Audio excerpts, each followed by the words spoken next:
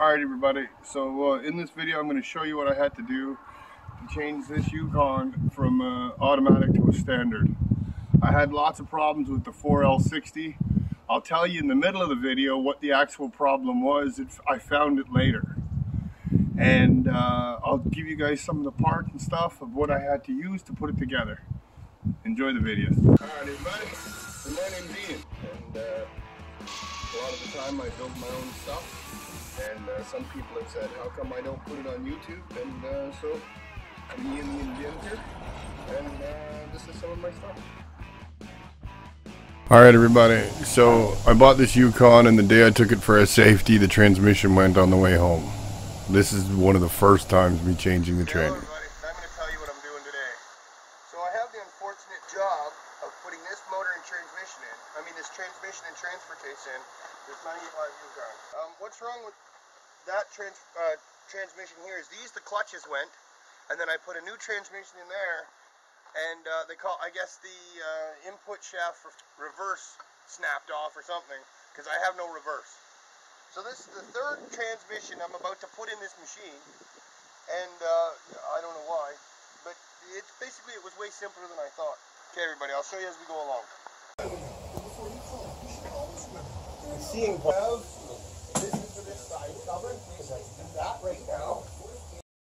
Alright, here we're taking that 4L60 out because I just got it towed home.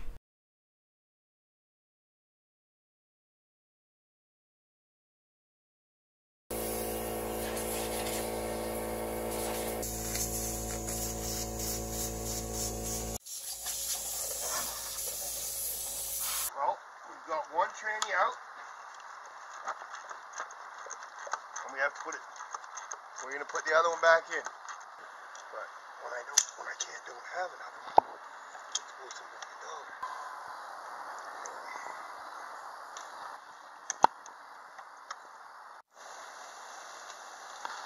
Sir?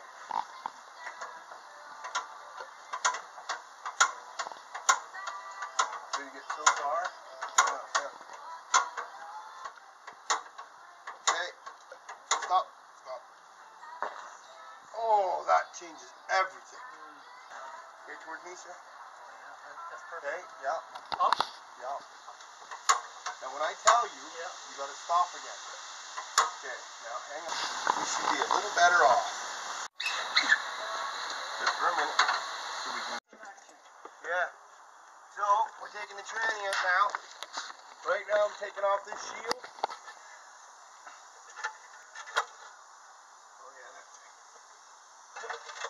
Alright everybody, so after putting 3 transmissions in this, all being of course 4L60s, I decided I'm changing to standard.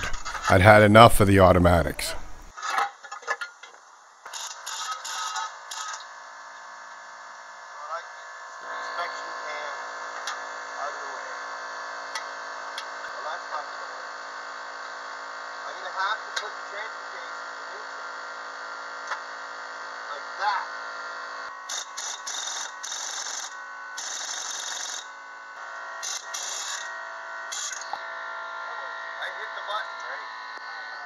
Okay, everybody, so it's important when you're doing this to tape up your U-joints so they don't fall apart on you. Now we're going to use this pry bar and we're going to pry the other U-joint down, like this. Now everybody's out, and then I'm going to tape it up.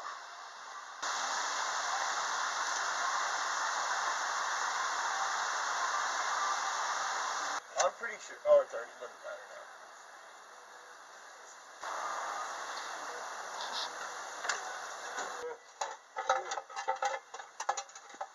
Oh.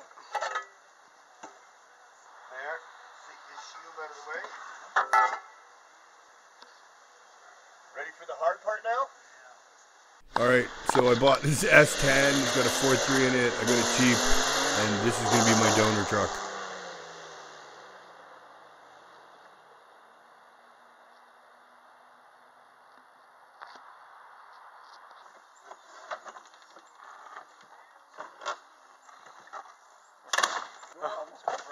Okay. We're already done. Okay, stop. So I got to get the drive shaft out, and we're going to bag it as fast as we can. Worst case scenario, and I'm too far forward or backwards, all I have to do is cut it a little bit more. Yeah. I've done nothing. If I really wanted to, I could hammer this right back into place. Tack, tack, tack, tack, tack. It must be at the bottom.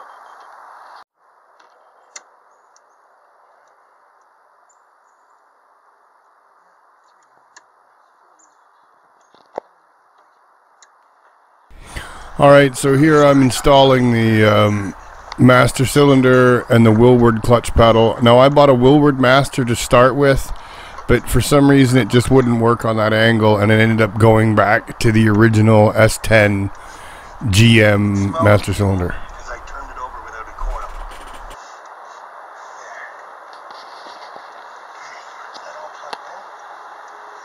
There. So we're going to put this U-joint in there and see if that fixes up that little mess. U-joint went on the Yukon, so we're going to be sticking ourselves a new one in, right here. And yeah, that's what we're doing.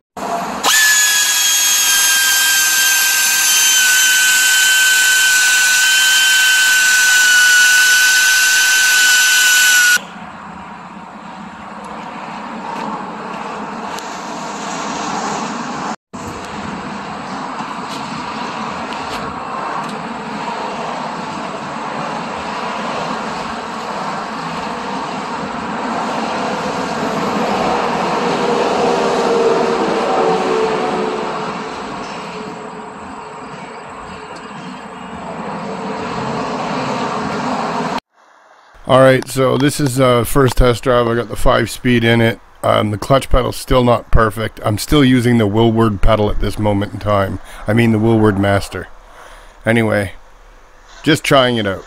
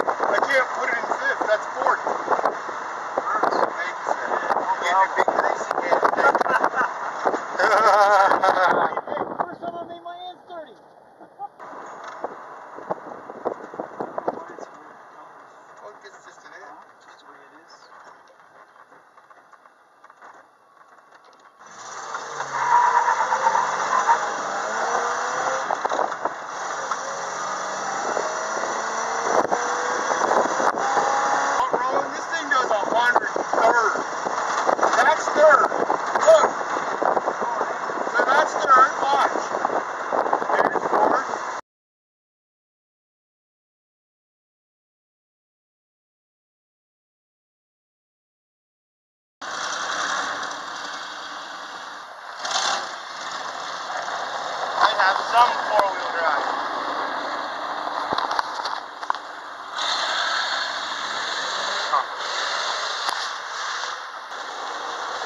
You still might have to leave the clutch a little, maybe. Alright everybody, so what I used was a 2002 ZR2 S10 4x4 is what I used for the transmission. It was bolted to a Vortec 4.3, and everybody knows that the 4.3 and the small block Chev uses the same transmission, so I just left the top bolt out.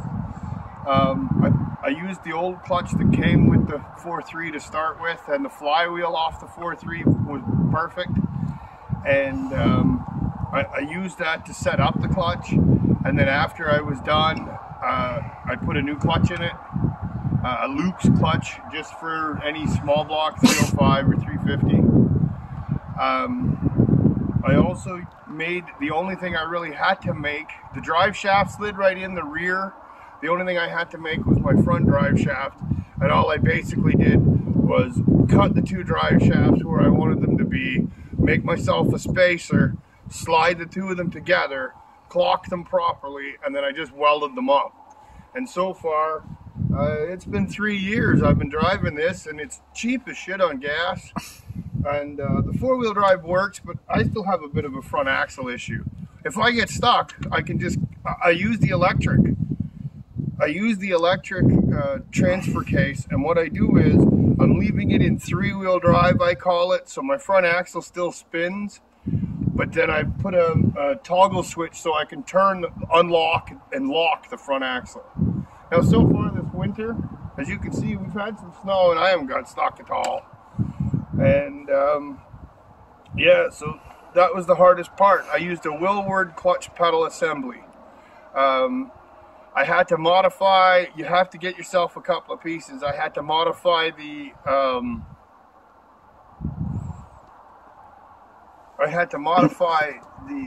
slave cylinder. Now, if I did it again, I would probably try to use, I ended up using the factory clutch assembly, sorry.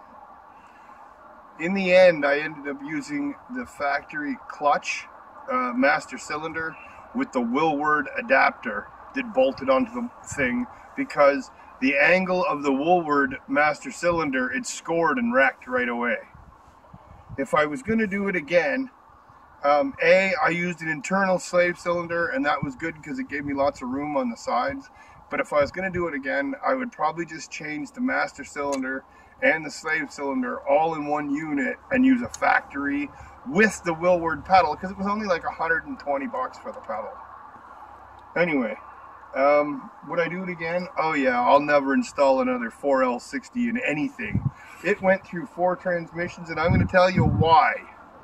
So this is my thinking of why it went why.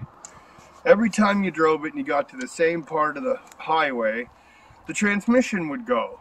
You'd lose all power on the dash, everything would quit, the stereo would die, and I couldn't figure out what it was. And then the transmission was blown, and it would never go back. You'd lose, you couldn't get it out of overdrive, and I got towed home 3 times with 3 different transmissions. So what I found out later on, which I was surprised of, is that this thing's got power seats, and on the power seat, one of the big heavy power wires that fed the seat had a big cut in the side of it. And so every time you'd sit on the seat in a certain way, it would kill all the power going to the battery, and I think that's what was blowing the transmissions, because it would let the solenoids die and the transmission would just go for a shit. Anyway, I'll never install another 4L60 ever. You got to do some of your homework. You need yourself a schematic so that you can take that, oh, what do they call it? The piece that goes on the gear shifter. You got to take that the off Prundle there, switch. and you need to find your reverse wire so that you can light that up. And you need to find the 2 wires that go to your front axle so that you can turn it on and off. I still haven't hooked up the transfer case. It's still electric. And I just go under there with a set of, with a jump box, and I just go, I can hear it clicking. So I just touch it against positive and negative like you would a power window motor, which is probably the switch I'm going to use, because you can hear it clicking. And so far, it's worked pretty good. It's been 3 years since I changed this transmission and made it over to standard, and the clutch works perfect. It's really high geared. Like, you're not going to tow nothing in high with it. It wasn't that good of a tow beast before, but it's so high geared that you can do 80 in third. You don't even have to put it into fifth, but I do, because it runs about 1300 RPM at 110K. And I think that's pretty good. Anyway, that's the story about my Yukon. Hope you guys enjoyed the video. See you guys in the next one. Alright everybody, so that was the video that I've sent you today. I never ask you guys to do what I do. I only hope I entertain you when I do what I do. Do I do it the same way as everybody else? No, and that's how come you're watching me. Anyway, I hope you guys enjoyed this video.